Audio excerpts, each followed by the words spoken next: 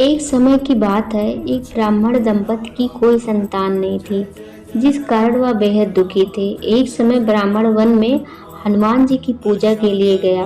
वहां उसने पूजा के साथ महावीर जी से एक पुत्र की कामना की। घर पर उसकी स्त्री भी पुत्र की प्राप्ति के लिए मंगलवार का व्रत करती थी। वह मंगलवार के दिन व्रत के अंत में हनुमान जी को भोग लगाकर ही भोजन करती थी।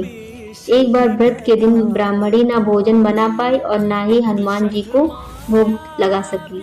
उसने प्रण किया कि वह अगले मंगलवार को हनुमान जी को भोग लगाकर ही भोजन करेगी। वह भूखी प्यासी 6 दिन तक पड़ी रही। मंगलवार के दिन वह बेहोश हो गई। हनुमान जी उसकी निष्ठा और लगन को देखकर प्रसन्न हुए।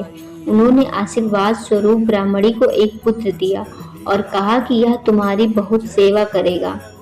बालक को पाकर ब्राह्मणी अति प्रसन्न हुई। उसने बालक का नाम मंगल रखा। कुछ समय उपरांत जब ब्राह्मण घर आया तो बालक को देख पूछा कि वह कौन है। पत्नी बोली कि मंगलवार व्रत से प्रसन्न होकर हनुमान जी ने उसे यह बालक दिया है।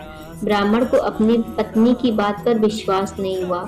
एक दिन मौका देखकर ब्राह्मण ने बालक को कुएं में गिरा दिया। घर पर लौटने पर ब्राह्मणी ने पूछा कि मंगल कहाँ है। तभी पीछे से मंगल मुस्कुराकर आ गया। उसे वापस देखकर ब्राह्मण आश्चर्यचकित रह गया।